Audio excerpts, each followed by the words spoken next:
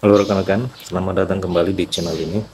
Video kali ini saya akan membagikan update informasi terbaru seputar pemberian afirmasi sertifikat pendidik bagi para tenaga honorer K2. Ini berdasarkan surat dari Menteri Pendayaan Aparatur Negara tertanggal 13 Desember 2023 terkait dengan mekanisme serta pedoman pengolahan hasil seleksi CAT para pelamar fungsional P3K tahun 2023, termasuk juga para pelamar P3K tenaga guru. Untuk itu informasi selengkapnya silakan ditonton secara lengkap agar rekan-rekan sekalian bisa menerima informasi ini secara utuh dan menyeluruh. Rekan-rekan sekalian, Badan Kepegawaian Negara telah menyebutkan bahwa Menpan RB telah mengeluarkan surat terkait dengan teknis serta mekanisme pengolahan hasil akhir seleksi kompetensi P3K teknis dan tenaga kesehatan serta tenaga guru tahun 2023. Surat Menpan itu bernomor B-3430 garing MSM tahun 2023 tertanggal 13 Desember 2023 yang menjelaskan Kemenpan RB telah mengeluarkan teknis mekanisme pengolahan hasil akhir seleksi kompetensi P3K teknis dan tenaga kesehatan. Begitu juga untuk seleksi P3K tenaga guru pada instansi daerah tahun anggaran 2023. Diketahui bersama bahwa selama ini yang menjadi isu yang beredar adalah pemberian afirmasi sertifikat pendidik bagi para pelamar tenaga guru. Hal ini menjadi viral setelah terbitnya pernyataan dari salah satu anggota Panselnas melalui live YouTube Kemenpan RB yang menyebutkan bahwa untuk pemberian afirmasi sertifikat pendidik itu hanya diberikan kepada para pelamar umum atau P4 pada honorer tenaga guru.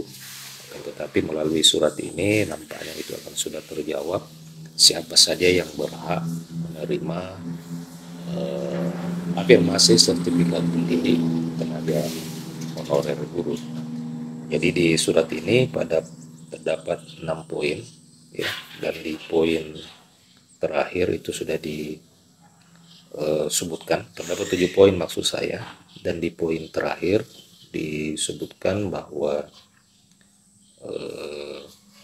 tenaga honorer yang berhak mendapatkan afirmasi sertifikat pendidik. Baik rekan-rekan, kita bahas saja secara menyeluruh agar rekan-rekan bisa menerima informasi ini dengan utuh terkait dengan hasil atau isi dari surat Menpan RB tentang teknis mekanisme pengolahan hasil akhir seleksi P3K 2023. Yang pertama di surat itu disebutkan terkait dengan mekanisme pengolahan hasil akhir seleksi kompetensi itu didasarkan pada Permenpan RB nomor 14 tahun 2023 tentang pengadaan pegawai pemerintah dengan penyajian kerja untuk jabatan fungsional pada paragraf 6 tentang pengolahan hasil seleksi kompetensi. Nah, dengan merujuk pada aturan tersebut juga secara teknis diatur melalui keputusan Menpan RB nomor 648 dan Menpan RB nomor 649 tahun 2023. Untuk pengisian kebutuhan khusus secara berurutan diberlakukan bagi honorer K2 dengan peringkat terbaik, baru kemudian diisi oleh tenaga non ASN yang berperingkat terbaik. Jadi di sini dijelaskan bahwa honorer K2 hanya bersaing bagi sesama tenaga honorer K2 untuk mendapatkan peringkat terbaik. Begitupun juga dengan tenaga non ASN. Jika memang formasi telah diisi sepenuhnya oleh K2, maka tenaga non ASN tidak mendapatkan kuota formasi itu, oleh karena memang lebih diprioritaskan honorer K2. Kemudian untuk pengisian kebutuhan khusus bagi pelamar prioritas seleksi guru pada instansi itu secara berurutan akan diisi oleh honorer K2, guru non ASN, kemudian lulusan profesi guru serta guru di sekolah swasta.